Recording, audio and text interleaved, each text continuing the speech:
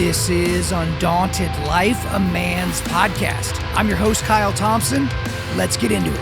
All right, guys, we got a special guest on the podcast today. His name is Josh Howerton. He is the senior pastor of Lakepointe Church in Dallas, Texas. And if you've been listening to the show for any length of time, you'll remember back on a former Ask a Pastor episode with Pastor Joby Martin, I asked him, like, hey, who are those up-and-coming pastors that we should all be keeping an eye on because, you know, they're solid dudes and they're growing into their ministry and they're getting their sea legs and all those types of things. And he only mentioned one pastor, and that was Josh Howerton. And so we've been planning to get him on the show for a while now, but it's interesting timing because just a couple of weeks before we recorded this, he delivered one of the best sermons that I've heard specifically on the topic of Christians and politics. And so he talked about, it was called How to Vote Like Jesus. So obviously a very controversial title. We do a little bit of introductory work there at the beginning, talk about a lot of fun subjects, but then we actually dig in to the sermon. We dig into, okay, if Jesus were alive today, would he be voting? What exactly does that look like? Why he even wanted to go here? Because a lot of pastors are we're just going to ignore the political side. But I think Josh understands that, look, there's over 30 million Christians that didn't vote in the last election and about that amount of people that are going to not vote this time around. And we're basically abdicating our responsibility to have a part of the political process that literally men died so that we would have the right to be able to do that, right? And so we get into a lot of different things like, hey, look, if the church won't disciple people, the world will. There's a quote from his sermon, the church is not getting more political, politics is getting more theological. So we dig into that. We dig into, you know, why he didn't straight up endorse a candidate, because if you kind of read the tea leaves as you go through his sermon, it's very obvious who he would be supporting in this election and who he would encourage us to support, but he didn't use any names. Talked about some different kinds of leaders, like, you know, some righteous people who promote righteous things, unrighteous people that promote unrighteous things, and then, you know, flawed people that are used for good and those types of things, and how that applies to the current election cycle. And then we get pretty specific on policy. We talk about the ideas of life and border security, and back on the life side, talking about the fact that neither candidate is saying that they are anti-abortion right now. Trump's not saying it, and Kamala Harris certainly is not saying it. And so how are we to think about that as it pertains to governance? Not what these people believe in their heart of hearts or in their honest moments, but in terms of governance. And then we ended at the end where it's like, look, politics can't fix what politics did not break. And how does that apply to us? So I really enjoyed our conversation. We went all over a bunch of different subject matters. So guys, without further ado, let's get into it. Josh Howerton, welcome to Undaunted.Life, a man's podcast. My life dream. I figured it was. I mean, of all the things that you could accomplish, it's like you married a ginger, you've got children, you're running a church, and now you're on the show. That's like your Mount Rushmore, isn't it? That's it. The trifecta, man. I'm ready.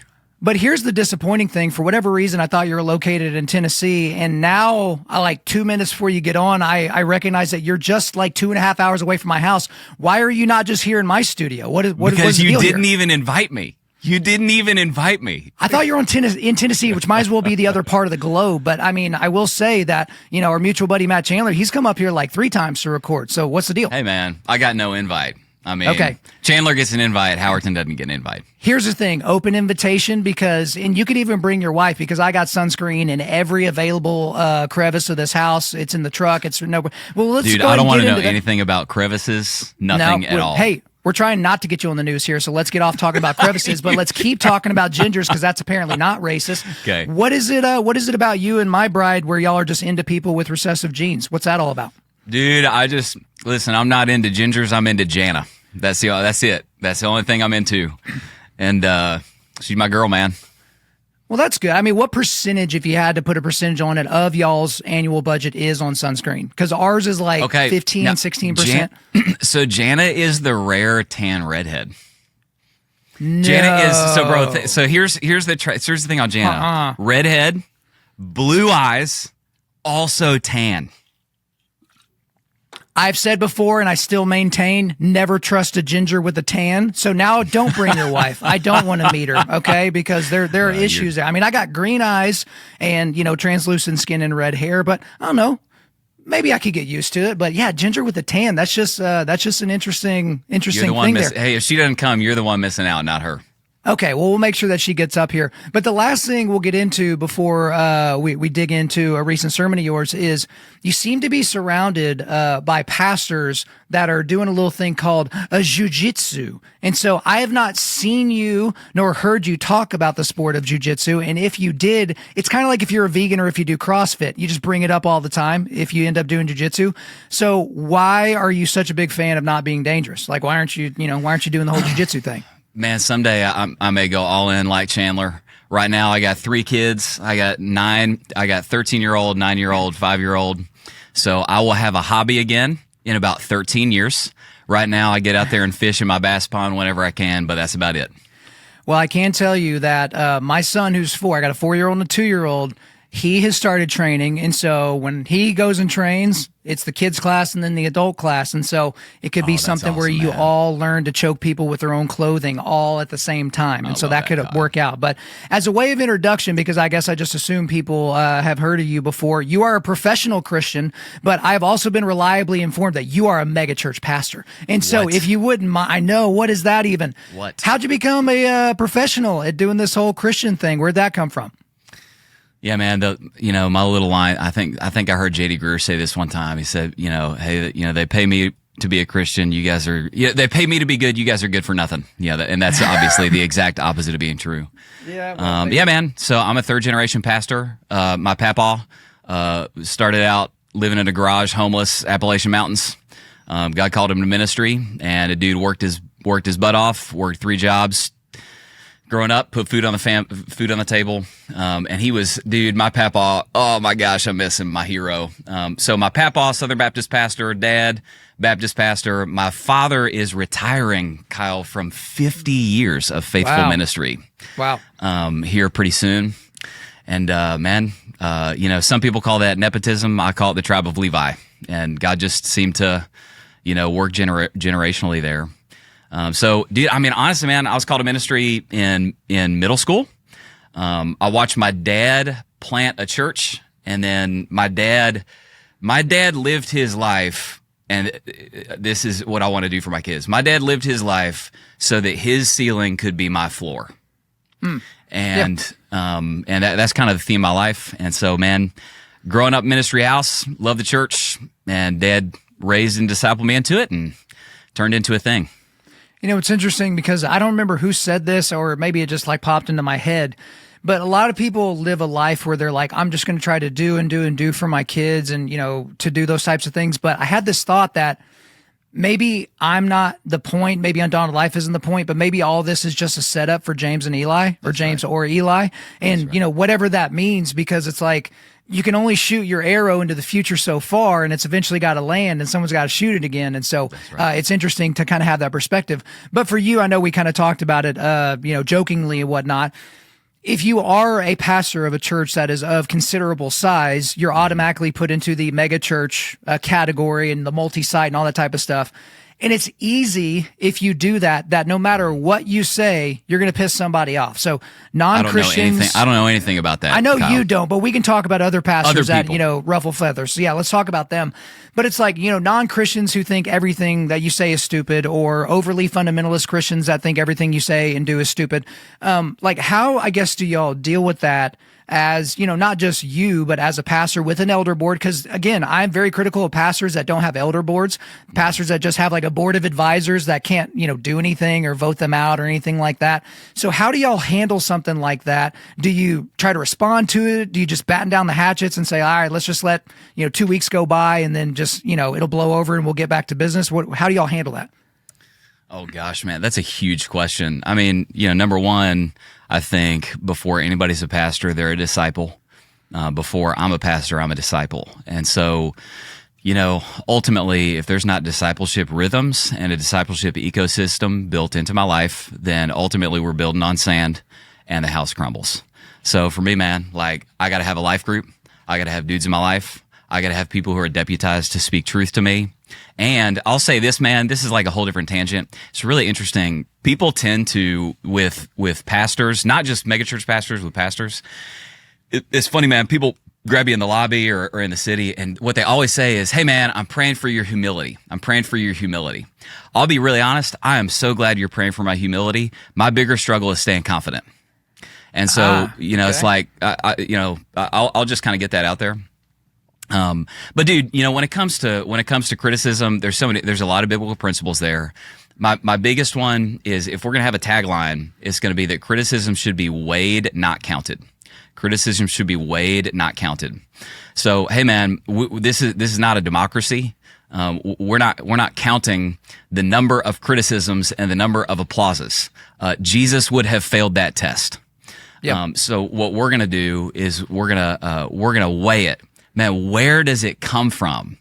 What are the character and the proximity of the people, and then let's weigh it, not count it.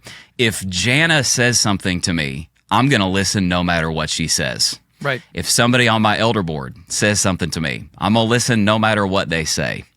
If at MAGA Mike 126573 on X didn't like that I said that thing, I'm probably not paying much attention. If it's a website, if it's a monetized website that is designed to monetize scandals, and therefore they manufacture them, I'm probably not going to listen very much to that. So criticism should be weighed, not counted, and you can't be above some measure of accountability in your life, or you're done already.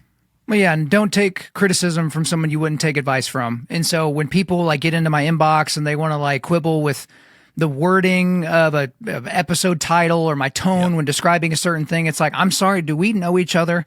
Because it's like, there are 6 million shows, 6 million different shows that you can choose from. And if mine bothers you this much, why do you keep exposing yourself to it? It's like finding a band whose music is absolutely abhorrent to your ears and continually listening to it. It's like, what is wrong with you? But kind of with all that in mind, you mentioned having dudes in your life that are deputized to be able to tell you the truth, guys that, can kind of grab you by your shirt collar. Well, as our mutual buddy Joby Martin has said, is what's coming for a lot of pastors? Money's and honeys. And it's usually one of the two that takes dudes out. And just this year, Tony Evans taken out by what we seem to be was extramarital sex of some kind. We have Robert Morris, who is allegedly a pedophilic rapist. And then we've got Steve Lawson here recently that was having a complete second life affair with a woman that is half a century younger than he is.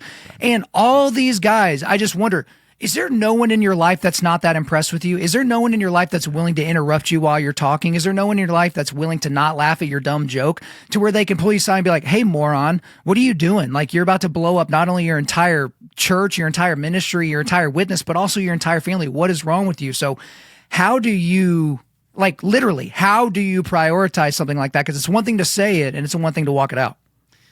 Yeah, I actually I'd probably look at that a smidge differently if I had to guess. So I'll just be really honest. I don't know any of those guys very closely. I've spent time with some of them, but I don't know any of those guys very closely. If I had to guess from watching some guys who have had some falls that I did know closely, I actually bet you're wrong. I bet they did have guys in their life that could pull them aside. I bet they did have guys in their life that could grab them by the collar and be like, hey bro, don't do that. But I bet they had some things, the book of 1 John talks about, if we walk in the light as he is in the light. Sin is like fungus. It grows in the dark. It dies in the light. And I bet you they did have dudes in their life who could do that, but they had successfully partitioned a part of their life in the darkness so that those dudes never saw any signs or symptoms. So for me, man, my life goal is to have the make no opportunity for the flesh. That's our New Testament command. Give no opportunity to the flesh. So my goal is to have no part of my life that is hidden. So some are actually sitting in here. My social media accounts, bro, there are 37 people who have the access to every social media account I got. There is not a DM that happens that a bajillion people do not see. My assistant has access to my phone and every email account I got. Before we actually started recording, we started like that. We're talking about time, literally, bro. I am never alone, ever. So for me, it's more about, I think they probably did have dudes in their life who could pull them aside. I think there was just parts of their life that, that happen, they get successfully partitioned, if I had to guess. Yeah, that certainly could be the case because with a lot of guys, you wonder with the accountability. I mean, this even happens in high finance. In high finance where there's so much oversight, and yet there are people that can like weasel their way through the system and get stuff done. It usually, what's done in the dark will be caught in the light. And I will say this to all the people that are there watching this right now. At some point during this interview, I want to make all of them very uncomfortable. I want them to be like Kamala Harris's team. Like, no, don't answer that. Let's wrap it up. Just for fun, guys. Only kidding. But let's talk about social media a little bit, because if you got social media folks there, because one thing about you, which does make you a lightning rod for criticism, just because anytime someone does anything good, everyone's like, oh, look at that person. I hate him. I want to tear him down. But you seem to be one of the pastors that is using social media effectively. So you're making social media content that looks like, content from a content creator of some kind, but it's sticky. It gets people to listen beyond just the first 5 seconds, which has become the hardest thing to do in all social media because of this TikTok craze of constantly going to the next thing. And so for you as a pastor, why even focus on that? I mean, I could take a wild guess, but I want you to explain it. Why would you focus on that? Or why is using something like Instagram from a company like Meta that doesn't exactly like the things that you and I talk about? Why do you utilize that to reach out to people in the way that you do? Because my job is to make disciples. Like seriously, my job is to make disciples. And if my people are spending, and this is data. So here's my big thing, man. Like, I'll talk about this with pastors. I think this is a conversation pastors are having right now, and they're recalibrating their thinking about this behind closed doors. When I first started ministry, like I'm going to date myself. When I first started ministry, it was literally the year that Facebook became available for dudes that did not have college email addresses. So the dawn of social media was when it first started. I think the mentality was like, hey man, it was primarily I think you could call it, charitably label it, a humility mindset. Hey man, do nothing out of selfish ambition. Don't try to be seen. Keep a low profile. And I think that's a wonderful motivation that we should have. That's a biblical command. I think so. As a result, I think there's a lot of conversations where guys are going, "Hey, man, our people are spending 18 hours a week, is what data says on social media, and pastors are having the conversation: is that good or bad?" That's a helpful conversation. I'm so glad you're having that conversation. But here's reality: is it good or bad? Probably bad. But here's reality: it is. Yeah. It is. They are going to do it. They are going to do it. So my big thing is like, and I got guys on our team who talk about this. Man, if there were a nation in the world that consisted of whatever it is, 4 billion people that are on some form of social media in the world, data-wise, 3 to 4 billion people, would it not be missional malpractice to send no gospel voice to that nation? The answer to that is yes. So that's why podcasts like Undaunted, I'm not joking or blowing smoke. That's why this stuff matters, because whether people like it or not, this is where our people are. So for me, I'm going, okay, here's some anchor realities for me is, number one, I'm going to go where my people are. 18 hours a week, that's where they are. Number two, this is a big anchor for me. This realization changed my ministry. If the church won't disciple people, the world will. For sure. If the church won't disciple people, the world will. So what I started realizing, and if you look back, you kind of see a shift in the moment in my ministry where I had that realization and made that decision. What I started realizing is, dude, everybody sits around, and I did this in my own sermons, so it's not just other guys, it was me, is we spent like 6 years complaining about how all these Christians, they're just discipled by the right-wing media, or they're just discipled by the left-wing media.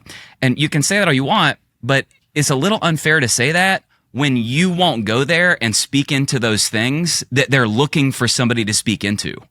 So it's like, it's unfair for me to complain that these people are being discipled by these voices and then me not be willing to stick my neck out and get a bloody nose every now and then actually speak to those issues. So the reason that I do it, to go back to your thing, is because I want to make disciples, and my people are inundating their brains with that 18 hours a week. So here's my operating principle for this is that social media now is the digital Areopagus. That is the place in our culture where people, quote, spend their time telling and hearing new ideas. So my job as a pastor is to, quote, contend for the faith once and for all delivered to the saints. Where in our culture is the primary place that ideologies are debated? Social media. So my job is to go there and contend for the faith in that regard. That's my math. Well, and it brought up something I'm going to butcher it. I don't know if it was C.S. Lewis or somebody, but they're like, I like the way that I share the gospel better than the way that you don't. Like it was something like that-ish. Right. And so that's the thing when people are critical of how, okay, D.L. Moody, thank you. People are very critical of how I approach men's ministry because I realized back in the day that most men's ministry is just women's ministry repackaged for men, right? So it's the same content, but they force it down men's throats. Hey, you guys that don't know each other, that have never accomplished anything together, y'all sit in a circle and pour your hearts out, and then we'll just pretend like we're doing men's ministry so that we can count it on our annual report. And so the way that I approach it is much different. I have a much different tone that I approach it with, and people are very critical of it. And it's like, well, what are you doing exactly? Yeah, that's right. Right. Nothing at all. So it's like, yeah, sorry if I don't take your critique seriously. Now I'm like itching. Hey, can I ask you who are your primary detractors? Not people, but like demographics. Demographically, it is all over the place. The funny thing about it is you know what group I almost never get a complaint from? Women. Never. Now, the majority of my audience, the overwhelming majority of my audience is male. But women that listen to the show, not only do they think they're doing something naughty, because they'll tell me, like, I know I'm not supposed to be listening to your show, and I'm like, no, you can listen. Just remember, I don't have you in mind when I'm creating the content. Like, I'm not thinking about you. I'm thinking about your husband. But all of these women want their husbands and their sons and their uncles and their fathers, all the men in their life, to be like the type of man that I'm describing and trying to model after, right? Because I don't look at Jesus as this wispy-haired Danish guy that just constantly went around kissing people on the tips of their noses and saying how cute they looked in their tunics. Like, this was a rough dude. This was a rough Middle Eastern Jewish construction worker that was both lion and lamb, 100% both. Right. He was both grace and truth, not 55 and 45, depending on the moment. He was that in both ways. And so I'm trying to model that. But yeah, the detractions come all over the place. The fact that we have metal music as our bumper music on the show, people don't like that. Oh, metal music's satanic. They can't explain why, but they're definitely convinced that it is. People that don't like the tone, they don't like some of the stuff that we shed light on. And I was like, well, I'm here to equip men to push back darkness, Josh. That's why Undaunted.Life is here. That's why I was put on this planet. And if I can't see the darkness because I've got my eyes covered, then how am I going to be able to push it back?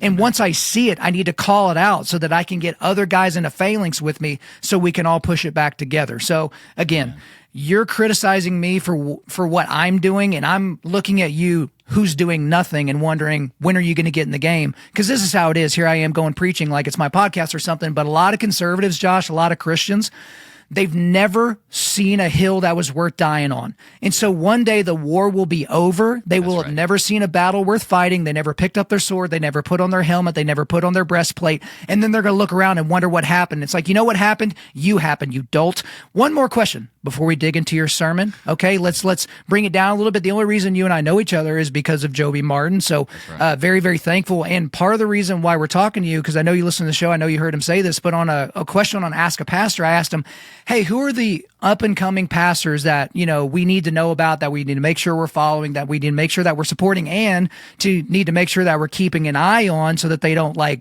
go to crazy towns.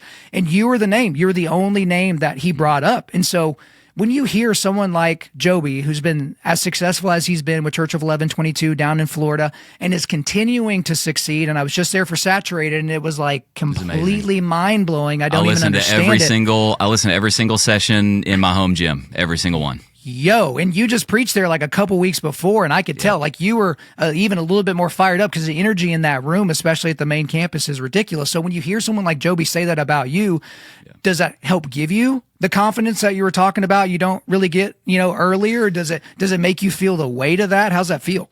Oh, dude, it felt awesome.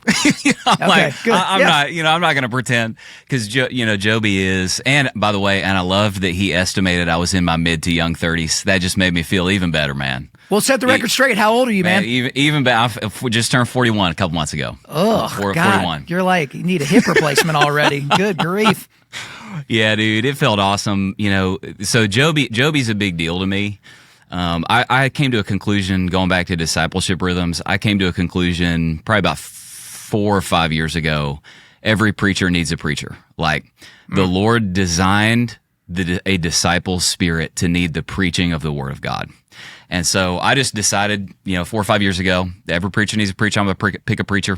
I settled on 2 guys. To this day, every Monday I make my coffee. I'll listen to Joby Martin in the morning, and I'll listen to John Tyson in the evening.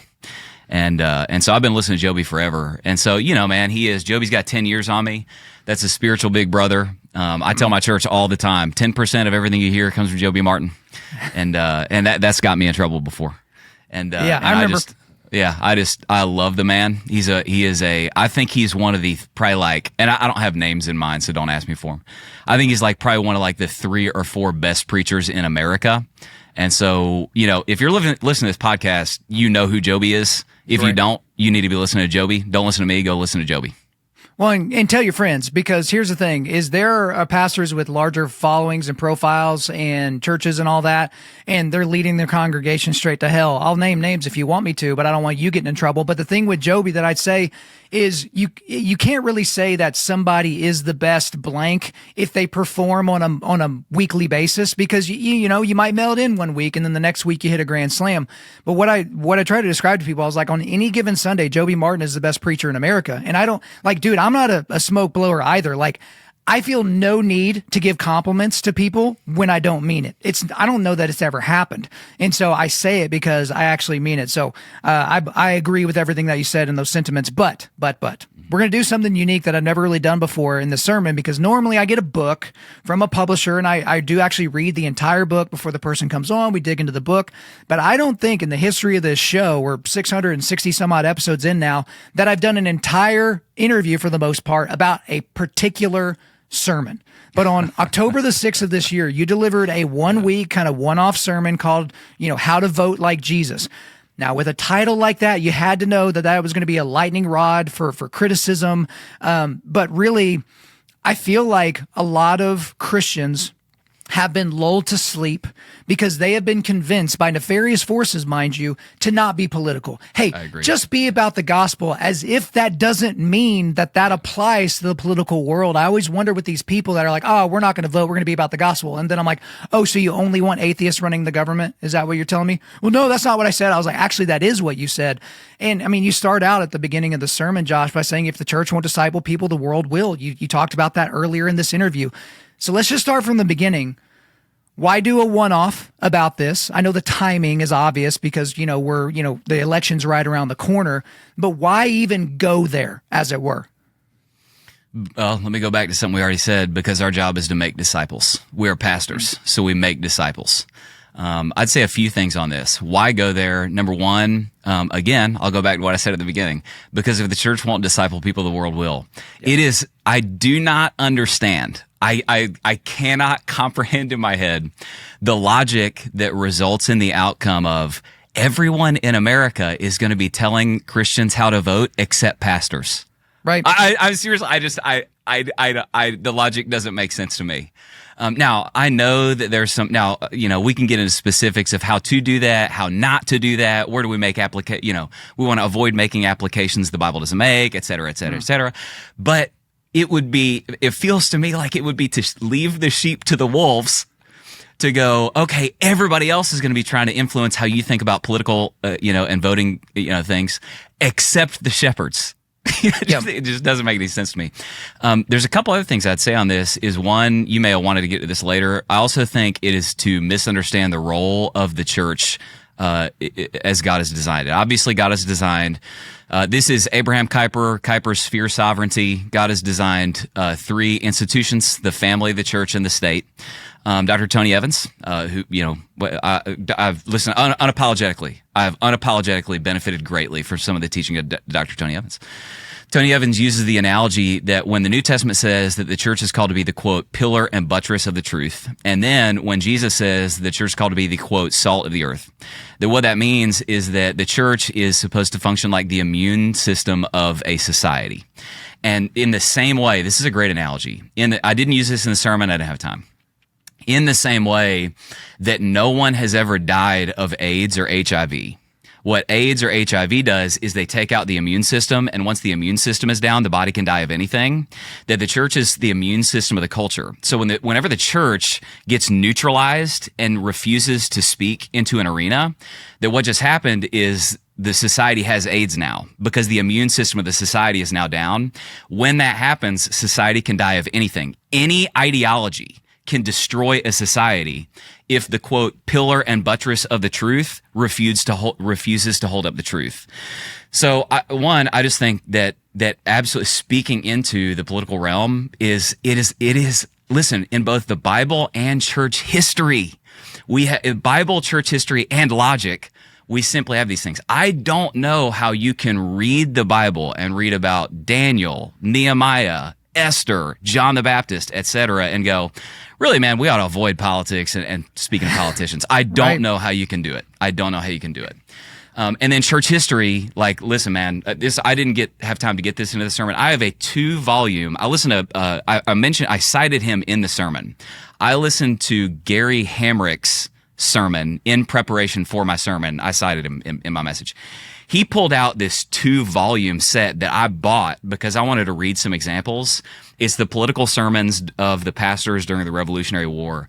And that sent me on just a little, I'm interested. And I started a little study on, bro, this is like for all of church history.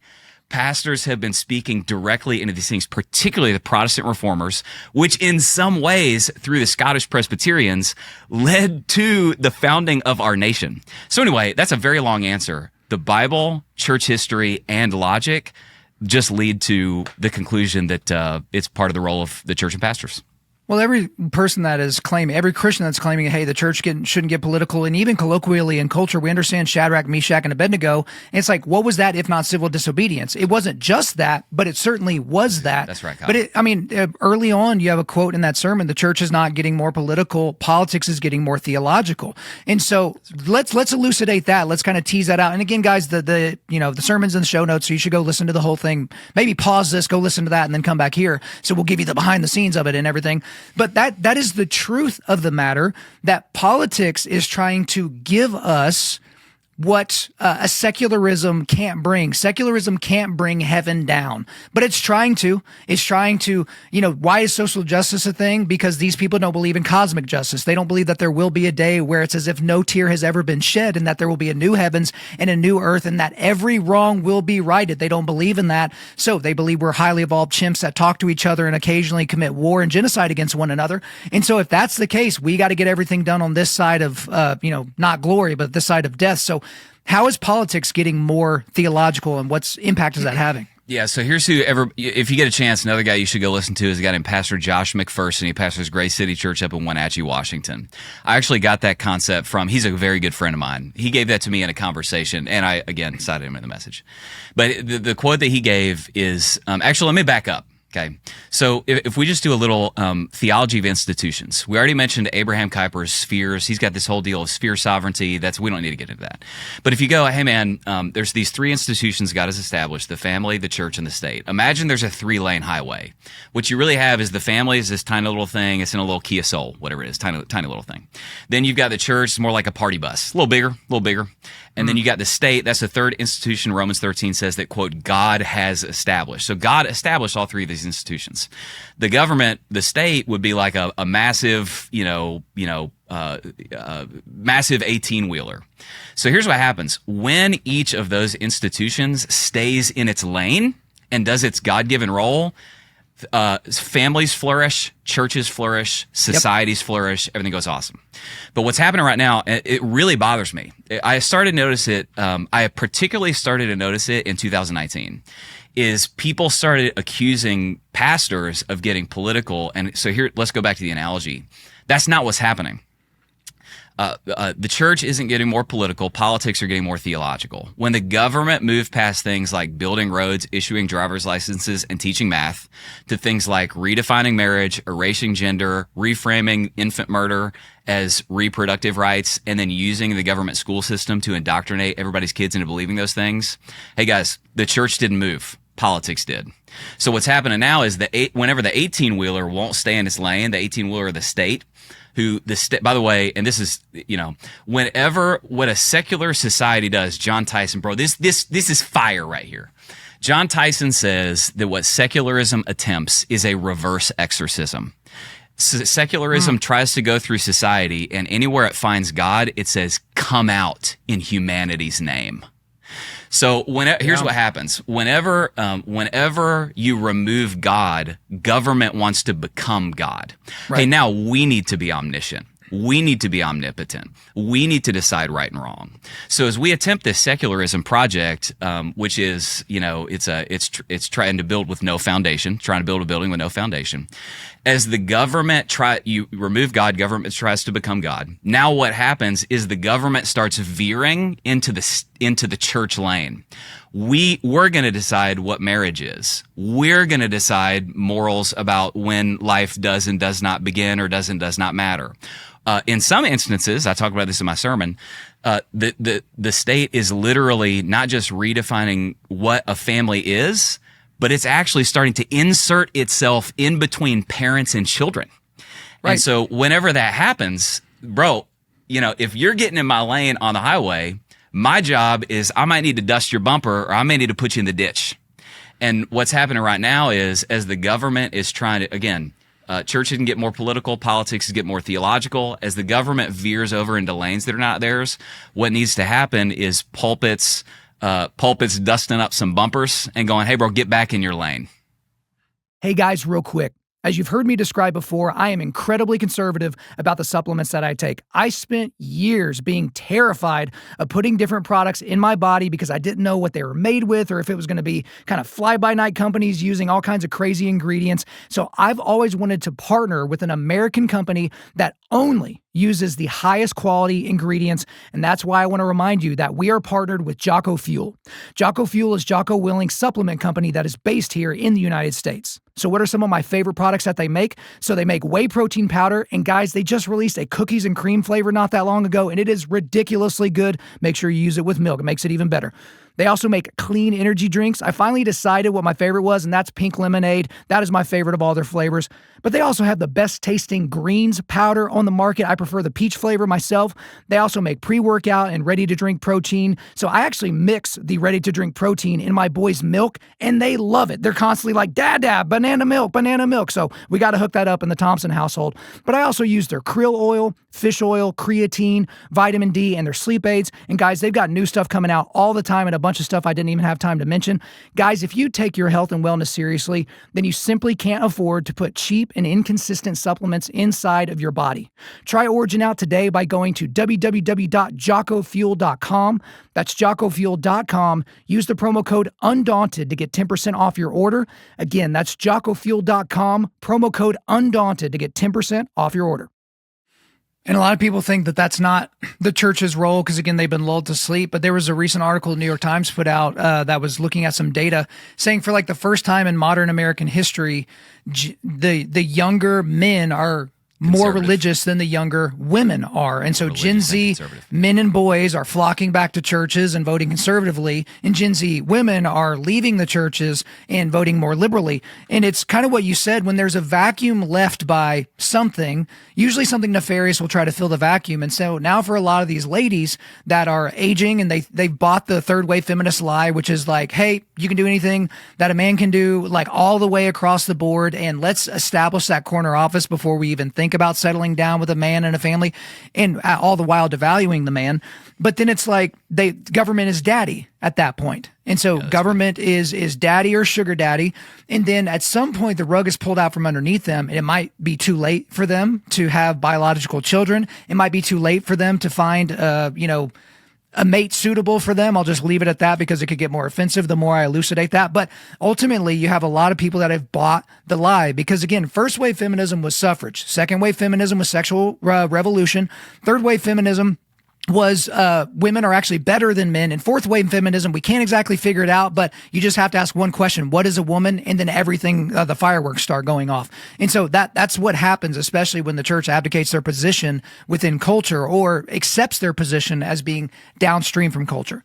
Now, There was one part of the sermon, Josh, that I do have to quibble with because I'm not here just to give compliments.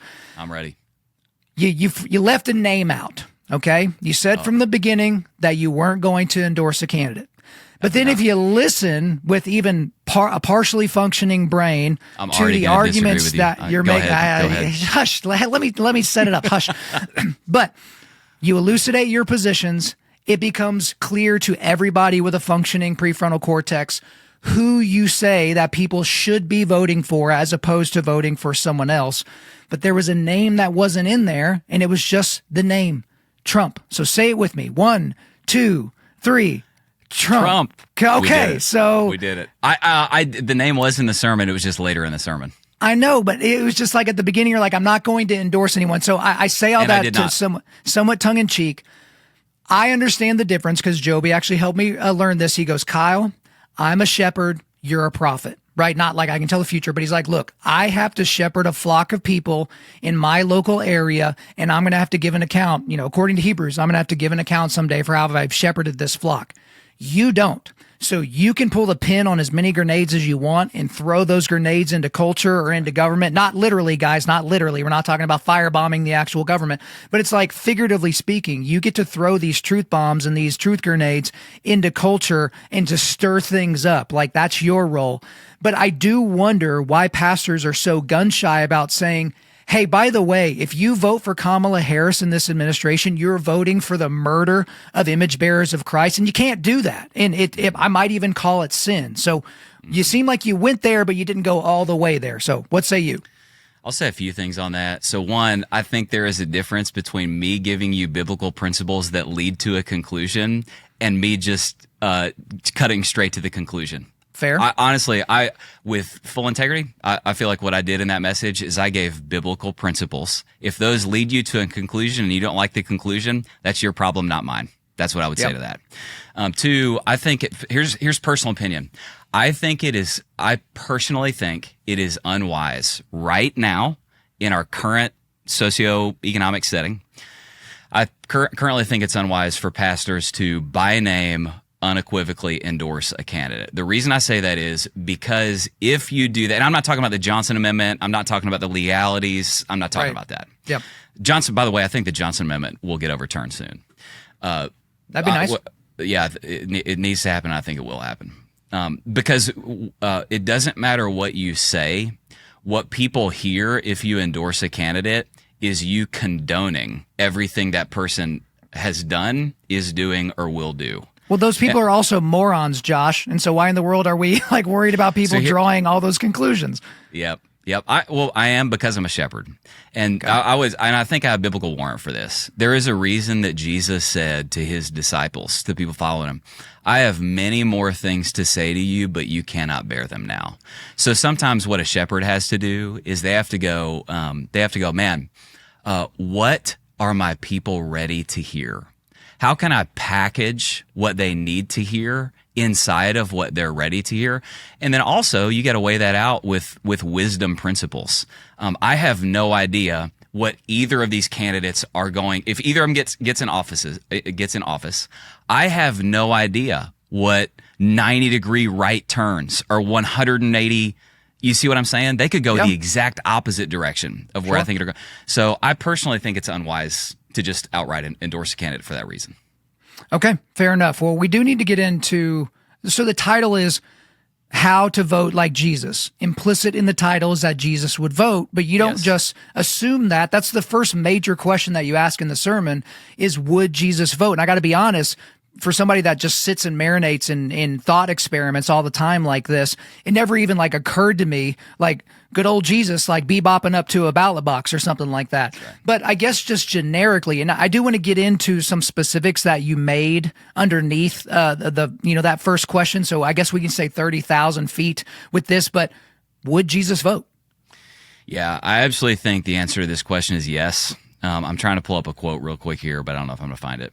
I think the answer to this question is yes. The reason I would say this is, again, let's go back to, I think with a Bible in our hands, some logic in our heads, the Spirit in our heart, we can get to the answer to this.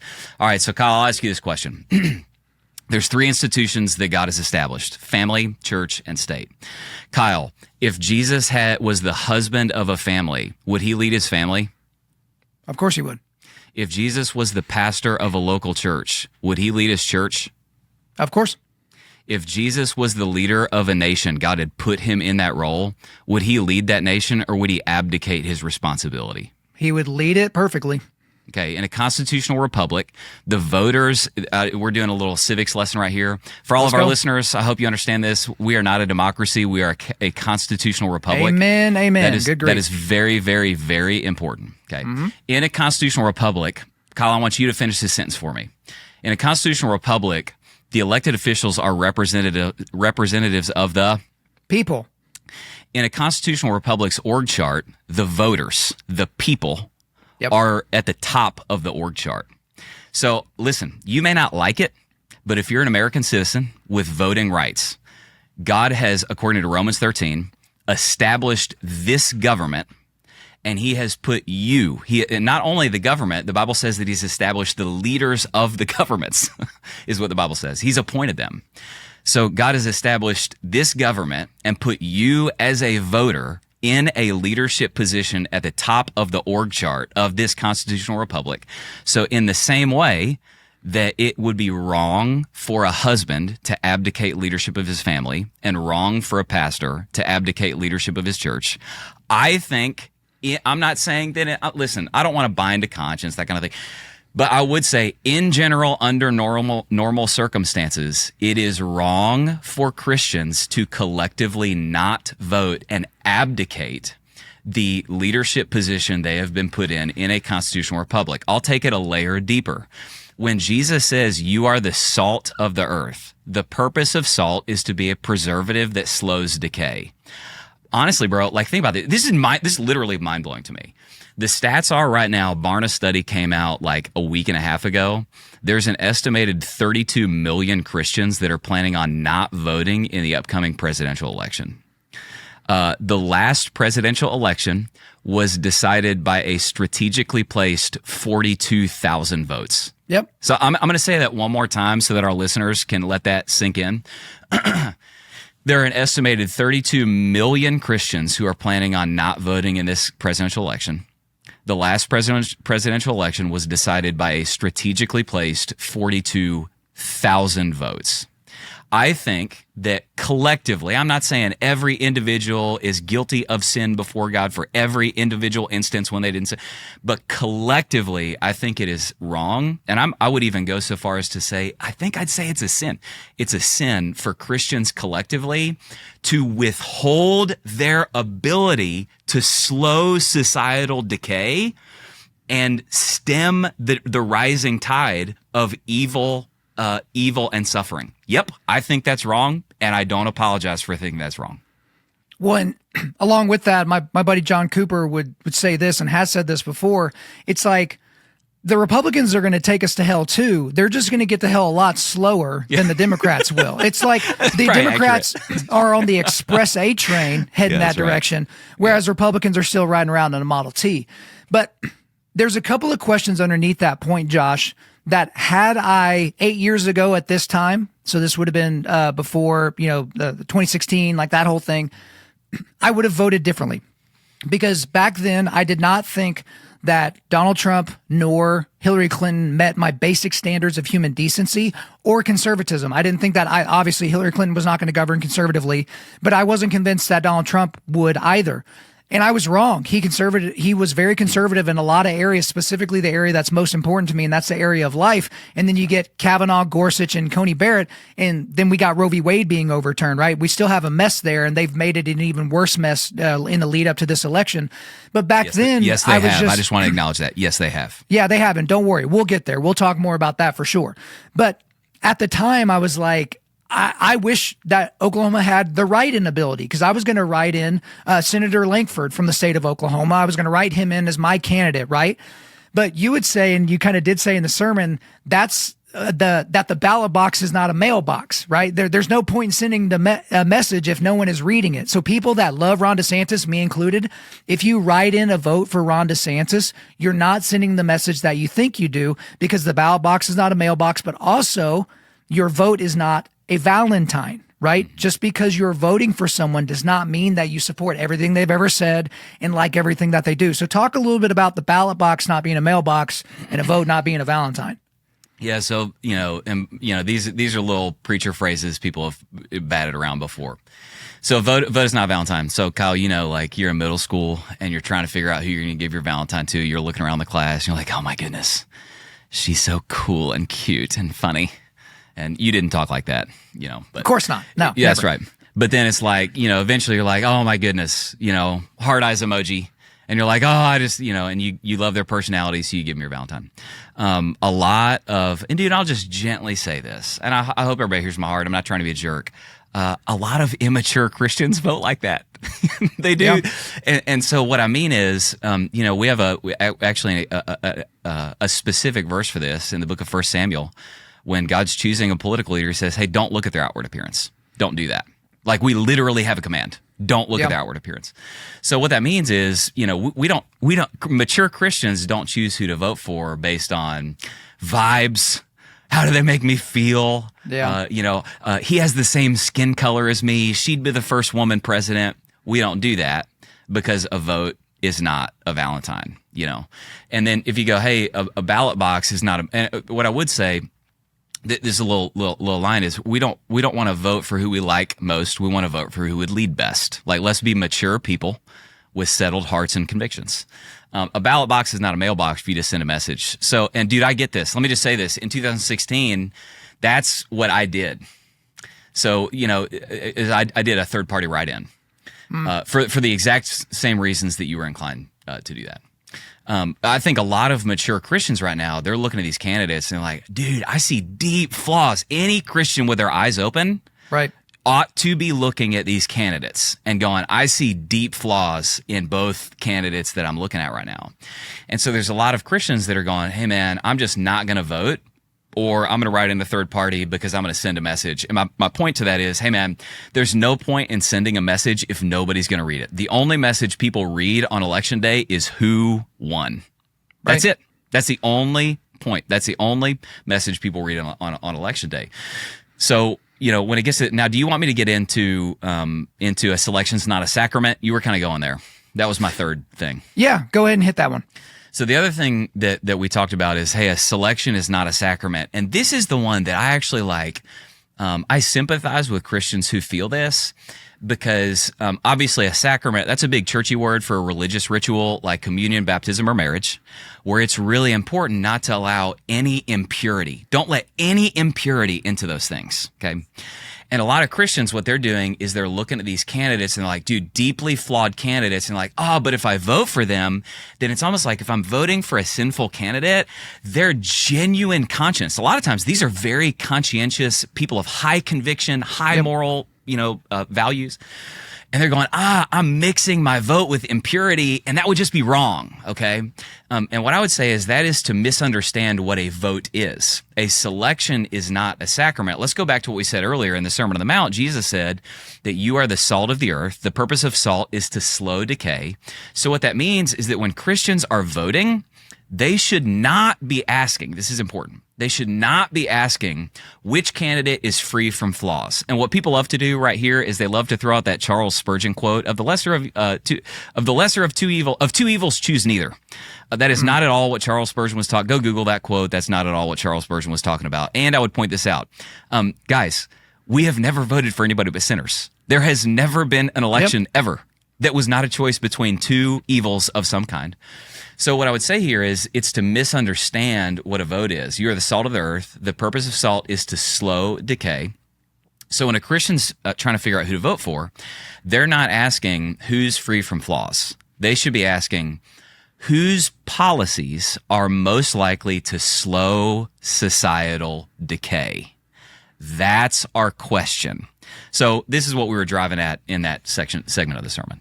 Yeah, and we'll get to, you brought up 5 specific policy positions that we'll get to in just a second. But before you did that in the sermon, excuse me, you talked about 3 kinds of leaders, which I think crescendos with a particular point that I want you to elucidate. But you talked about Josiah leaders. So those are righteous people who promote righteous things. Kind of easy to think that through. Then you have Ahab and Jezebel leaders. So these are unrighteous people who promote and celebrate wicked things. So Ahab was a beta male and Jezebel was like, had honey dripping from her lips. And so they were just unrighteous people that were celebrating wicked and unrighteous things. And then you have Jehu leaders, which are flawed people that are used for good things. But then you also said, I'm assuming I'm going slow enough for everyone to pick up on this. If not, go rewind, and then listen to it again. And now that we're back, don't treat a Jehu like a Josiah. Okay, don't treat a flawed person that's used for good things like they are a righteous person who promotes righteous things. all of this crescendos on the person of Donald Trump, because people have said, hey, God can draw a straight line with a crooked stick. And they originally were talking about Moses, and then now they applied that same quote to someone like Donald Trump because of the things that he did in the 4 years that he was in office from 2017 until 2020.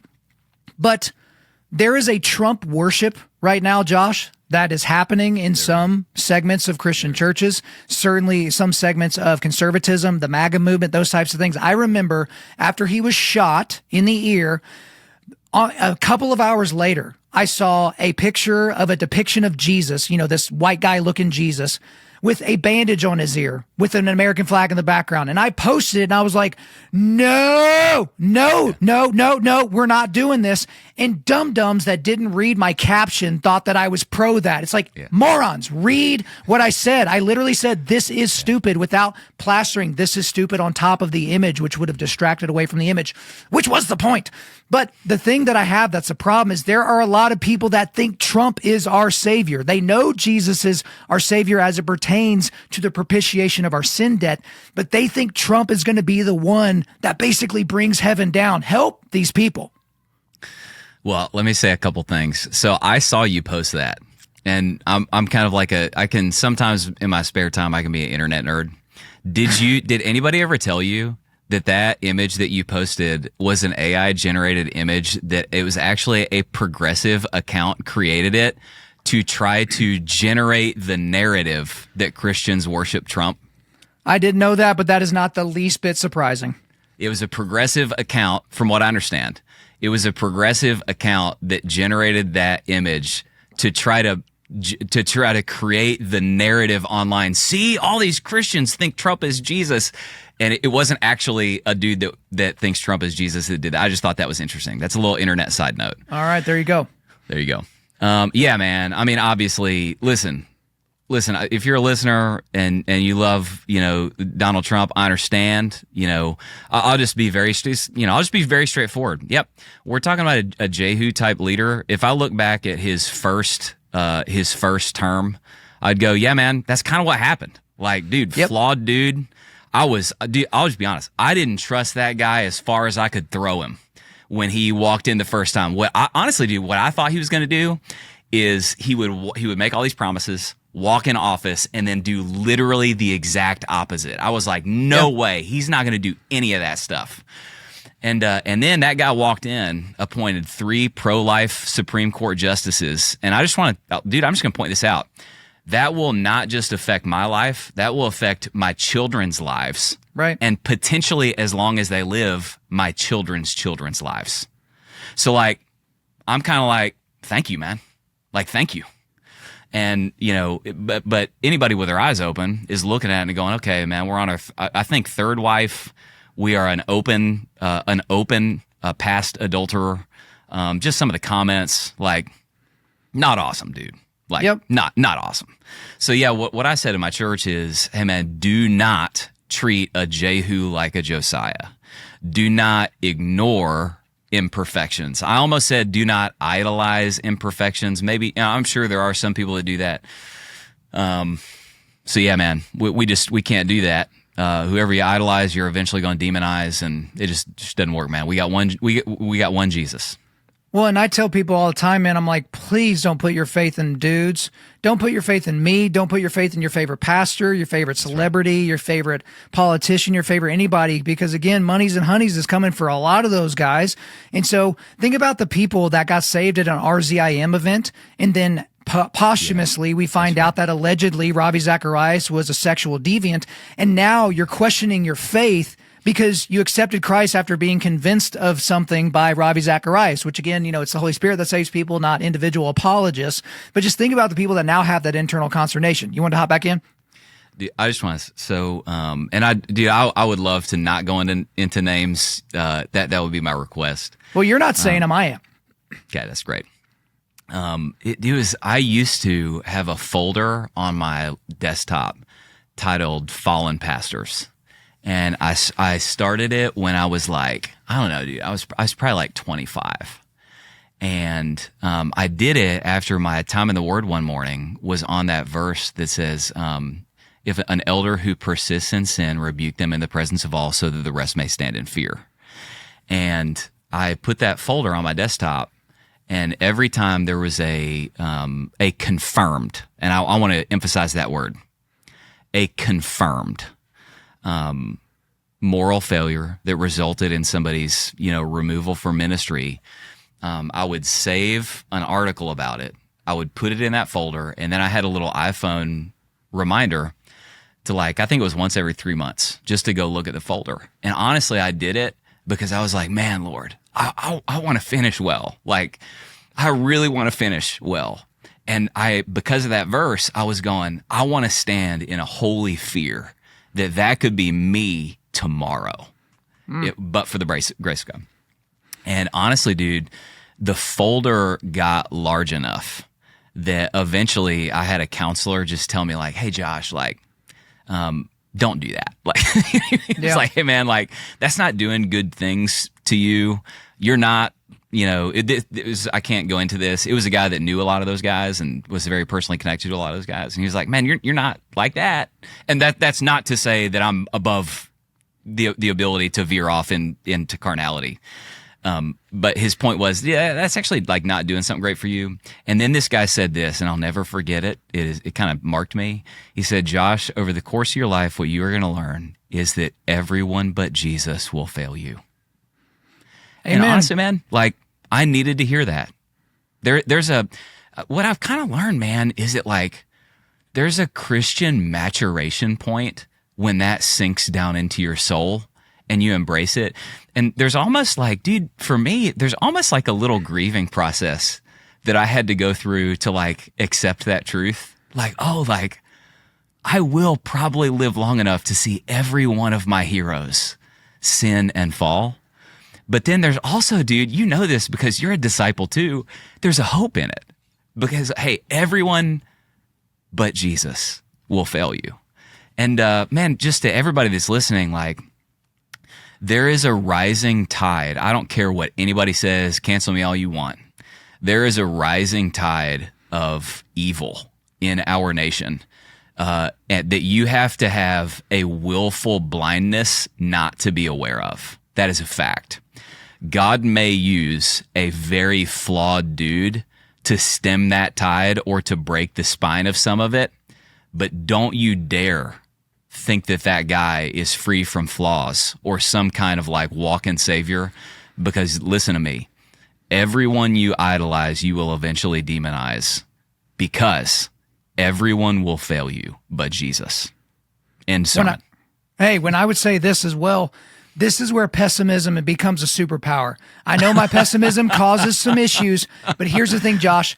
I assume that people are not going to do what they say they're going to do. I assume that people are not going to live up to the standards they've set for themselves. So when it's group project time in college and they're all supposed to have, their portion of the writing into me by 5:00 on Friday, I'm assuming all these dingbats are not going to get it to me by 5:00 on Friday. So if they don't, I get to be right. And if they do, I get to be pleasantly surprised. And so that's how I view people as well. Even the people that I love and the people that I really, really trust. It's hey man, at some point I'm assuming you're just going to be a jackwagon and do the wrong thing. And so it kind of helps me to where that blow doesn't land like a knockout blow to my chin. So, but towards the end, we're running a little bit short on time, so we're not going to be able to get to all 5 of them. But you did discuss very quickly different policy things. So you went into border security, religious liberty, biological sex, family, and the subject of life. So I want to talk about the subject of life first, and then we'll probably bounce back to border security. But you basically said the thing that is blatantly obvious, which is no pro-life candidate is currently running for president. We don't have because one. This is what I told people. I don't care what someone believes in their heart. I care how they govern. So I think that Donald Trump has always been pro-abortion, has always been pro-choice, but he didn't legislate that way. So I could give a crap what you believe in your off time. I care what you do when you're on the job and you've got the most powerful pen on the planet. But then you've got full abolitionists, right? Which I technically agree with them. I think everybody involved in an abortion should be charged and prosecuted for murder. I believe that. I believe that there should be equal protection under the law for babies in the womb and for human beings that are not currently residing in the womb. I believe that. However, Full abolitionists, where they go wrong is they will not vote for a single candidate that doesn't believe precisely the way they do on the issue without equivocation, and they will not vote for any legislation that is anything short of full criminalization of the entire process and complete protection under the law. And what you're doing is you're missing out on the point, which is saving image bearers of Christ. But in this particular election cycle, the Trump administration has been abhorrent on this. They've tried to moderate to grab the votes of non-existent people. These are the people that are independents, that are on the fence, that think if Melania Trump writes a book, which is basically fully pro-abortion, or if Trump signals that he's going to moderate on abortion, that they're suddenly going to switch their vote from Democrat to Republican or from third party to Republican. Those people don't exist. They certainly don't exist in Pennsylvania, Michigan, and Wisconsin enough to flip any of those states. And so the subject of life is so important, but a lot of Christians, Josh, that you're talking to right now are thinking about not voting because they don't like what Donald Trump has said. And what they're not considering is that, look, Kamala Harris and Tim Walz are signaling that they're going to be super left on abortion, and they're going to legislate even further left on abortion. Whereas Donald Trump very likely is signaling moderation, but will operate more conservatively. What say you? I got a lot of thoughts here. So I think what I would say a few things like, hey, man, again, let me go back to the biblical principle. The purpose of salt is to slow societal decay. So you should be asking the question, which candidate's policies gives us the best shot at slowing the murder of unborn children?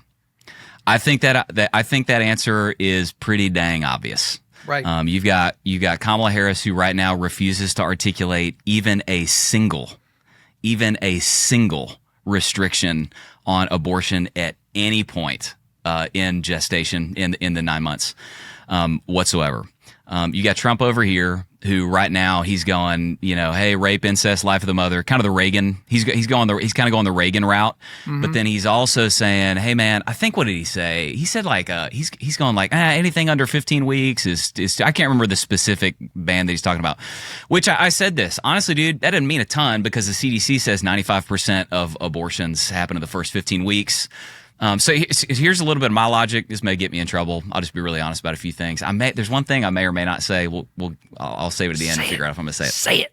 Say it. Yeah, that's great for you. It gets you clicks. It gets me on blogs. You're welcome. So I think I'd say a few things. Number one, if you're a Christian who hates abortion, which should be all Christians, then if you like if you like the abortion restrictions or limitations that you have in many states around the country, if you like those, or let me say it like this, if you want to lose those, it sounds like just let Kamala get in office.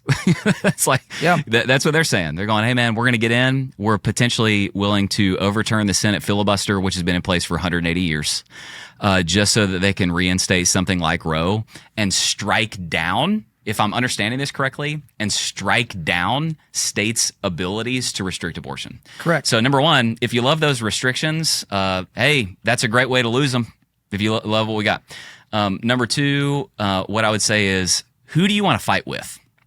Sounds like Christians with convictions are going to have a fight about abortion with somebody. If Kamala gets in office, I think what you're going to have is wall-to-wall secular progressives who not only don't want to restrict it, but view it as I can't get this. I can't even get my head around this. Who view it as a moral good to be mockingly and jokingly celebrated with banners and hashtags shout your abortion. We have verses for this. In the book of Proverbs, God says, all who hate me love death. Every time you see a hashtag cheering the murder of an unborn child, you remember that verse. All who hate me love death. So here's a question. Who do you want to fight with? You want to fight with somebody who's going to have wall-to-wall secular progressives who think it's a moral good and a quote-unquote human right, like 9-month-old pregnancy termination is a human right. Do you want to fight with them? Or do you want to fight with, if Trump gets in office, his cabinet is going to be crawling with evangelicals. Correct. It just will. That's what he does. I'm grateful for it. Sometimes I don't know why he does it because he's not one of us. But his cabinet will be crawling with evangelicals who do have some convictions. Who would you rather fight with? I know the answer is pretty obvious for me. So I think those are the things that I would say.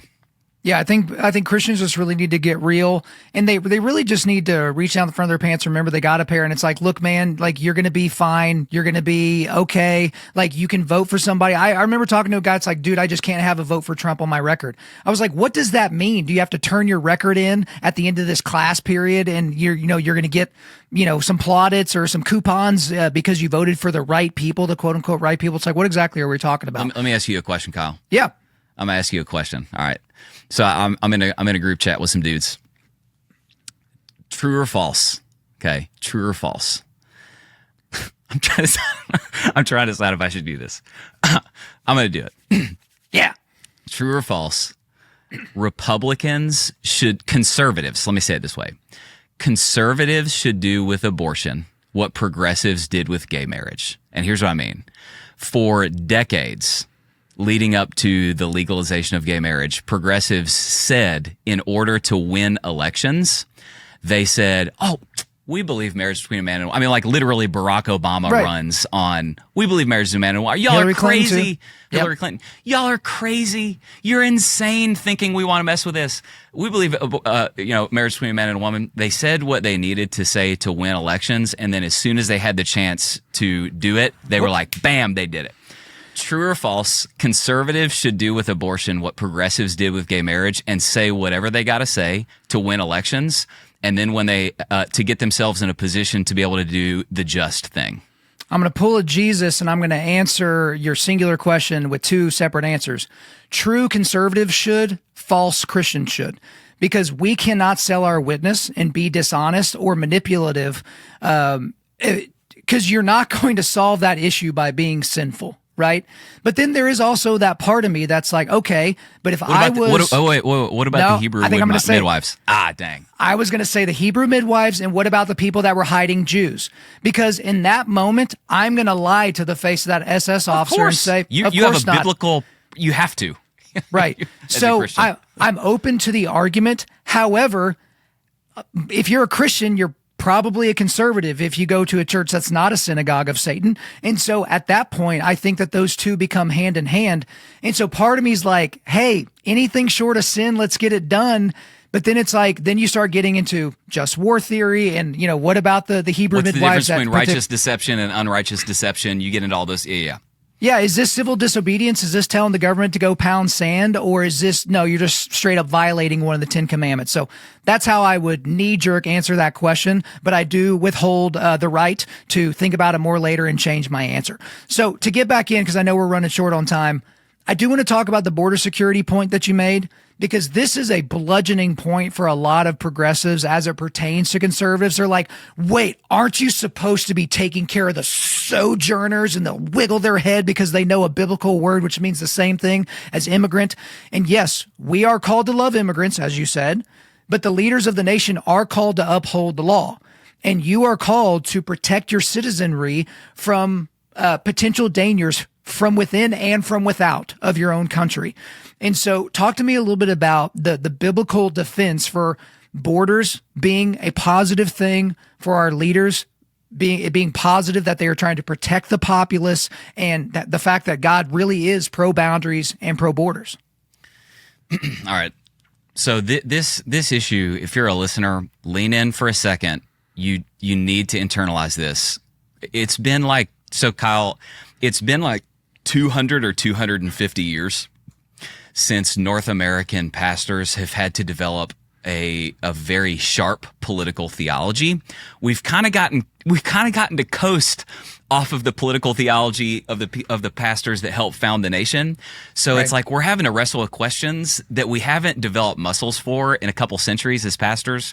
So here's what I would say is what progressives tend to get wrong, particularly progressive Christians, is they conflate the role of the individual and the role of the state. I'm going to say that one more time because that's going to be a guiding principle for the next 30 seconds of what I say.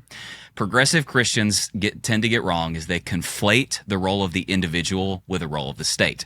So, for instance, careful readers of the Bible will notice that seemingly conflicting commands are given to individuals and given to governments. So, for instance, In Jesus forbids, or he discourages individual Christians from, quote, living by the sword. But then in Romans 13, God commands governments to, quote, bear the sword. For instance, Jesus consistently tells individual disciples, obviously, to feed the hungry. But then when the New Testament addresses a church government, I think it's in 1 Thessalonians, it says to operate by the principle, the person who will not work shall not eat. It seems conflicting. Okay, and the same God that commands individual Christians to, quote, love or welcome the sojourner, I think that's what it is, welcome the sojourner, also blessed those same people in building a wall to protect their border in the book of Nehemiah. Now, a thoughtful reader of the Bible is going to go, why are there conflicting commands? There aren't. There's different commands that to individuals and governments because God has established different roles for the individual and the state. So this is why, for instance, like, dude, at Lakepointe, we have an over 2,000 person Lakepointe in Espanol campus. Like, dude, it's so fun. If you ever come, you got to go. It's the best spiritual energy in the whole church. They're the most fun. They have the best food, all the things. Okay. So all of that. We individually are commanded by God to love as individuals, to love every immigrant that God puts in our path. And then, as responsible citizens understanding the role of the government, we can walk into a voting booth and vote against lawlessness. Those are not conflicting things. But what progressive Christians try to do is take the role of the individual and demand that the state carry out the role of the individual. When actually, like I said, you've got God blessing that nation, building a wall to protect its borders. You've got the verse about how God has, quote, established the boundaries of the nations, all the things. So that's my little 30-second riff. All right, very good. Well, we are running short on time, but I'm going to be selfish and ask one more question, because at the end of your sermon, you kind of had 3 rapid-fire quotes that kind of do lead us to a conclusion here. You talked about how people will say things like, politics can't save us, and how your response is actually, well, save us from what? From what? And then at the end, it was, okay, politics cannot fix what politics did not break. So explain that to us. So number one, Christians have been successfully gaslit into disengaging from politics for like the last 40 years in particular. And, we don't have time for that in this podcast. One of the main ways is you get to all this stuff and somebody just kind of throw at you, yeah, Kyle, but politics can't save anybody. That candidates can't save America. Yeah. And my response to that now is from what? From what? Because can they save us from hell? No. There will be people in hell who are very passionate about their Judeo-Christian values. Charles Spurgeon said, your morality can keep you out of jail, but it will take the blood of Jesus Christ to keep you out of hell. That's like one of my favorite quotes literally of all time. Okay. But the book of James says that our everyday decisions can either pull hell up, this is from Mark Driscoll, can pull hell up into our lives or can pull heaven down into our lives. So when you look at urban cores in our nation that are led by godless people, and you look at they're full of lawlessness, looting in broad daylight, open air drug markets where people are selling drugs in front of children and the police aren't even allowed to do anything about it, rioters burning buildings and nobody's allowed to even doing about it, businesses are fleeing because of rampant lawlessness, people want to get out of the states and cities. Well, what happened? Decisions got made that pulled hell up. Okay. So, man, can politics save us from hell? No, but they can save us from pulling hell up into our cities, states, and nations. Yep, they sure can. So this stuff matters, man. It matters. Now, the other thing, do you want me to get to the other thing? Let's go. The other thing is what Christians must avoid is we must avoid placing primary hopes in secondary solutions. We must avoid that. That has been a temptation for the church throughout all of church history. We have a Bible command. Do not trust in princes. Do not trust in chariots. Caesar failed you, and every president that will ever exist will fail you.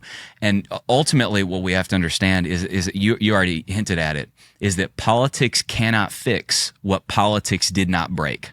Listen, You can talk about fix the system, fix the system, fix the system all you want. Listen, perhaps it is not the system that is primarily broken. Perhaps it is we that are broken.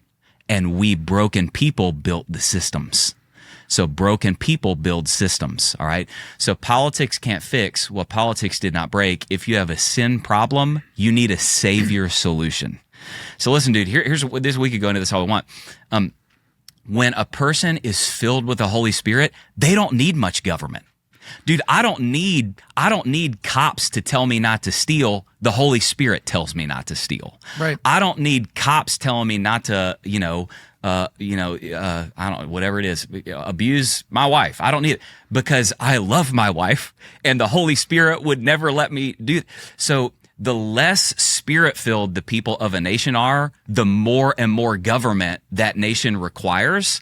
So all this drives to what we need more than anything else is a savior solution to a sin problem. We need reformation and revival for the resurgence of the church. That's what we need. And if that is not your primary hope in life, death, and here on earth, you got no shot. That's right. Amen and amen. Well, Josh, we have miraculously gone from gingers all the way to gaslighting, and we talked about a whole... You didn't even ask me about killing baby Hitler, man. Listen, what the heck, man? Okay, I feel you left out.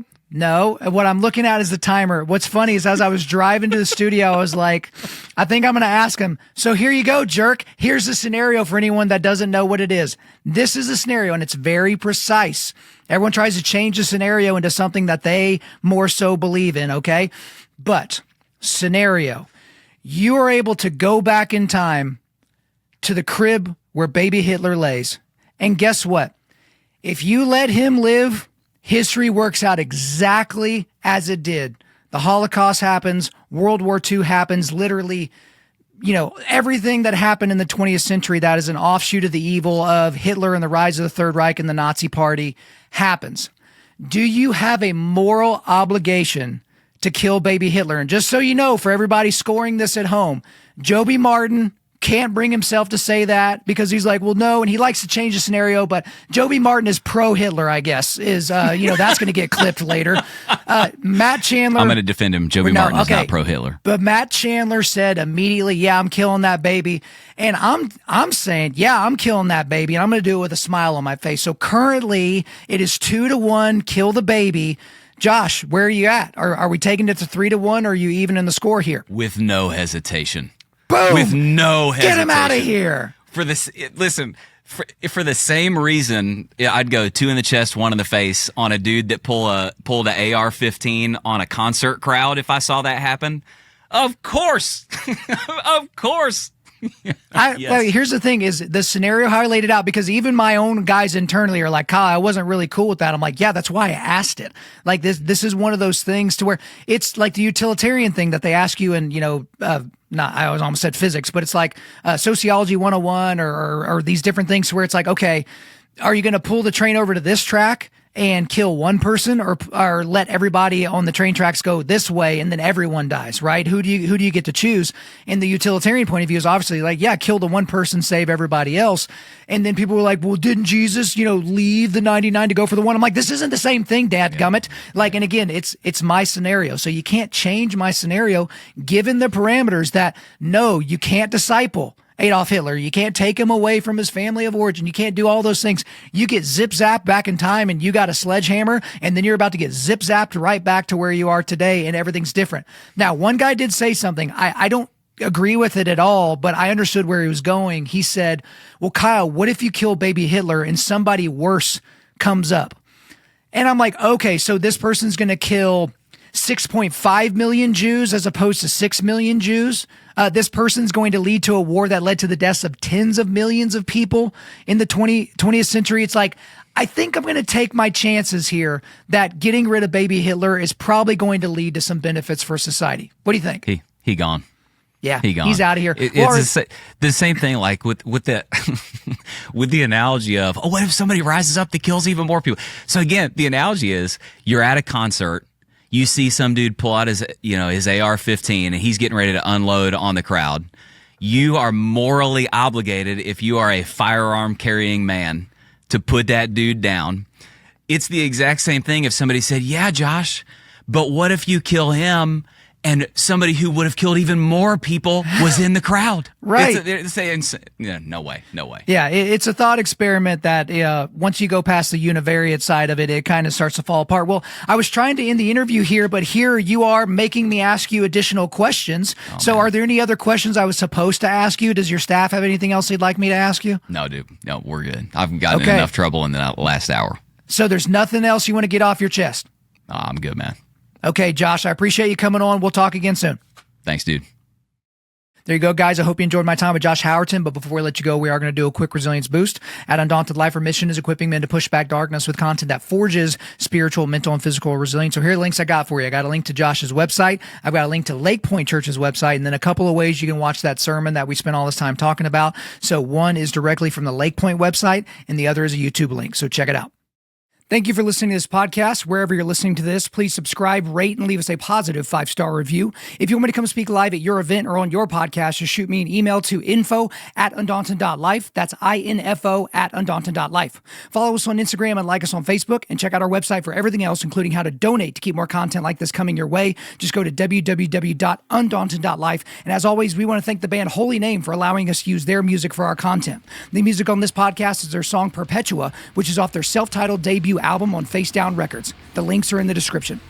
I'm your host, Kyle Thompson. Remember, keep pushing back darkness, keep forging spiritual, mental, and physical resilience, keep seeking the Lion of Judah.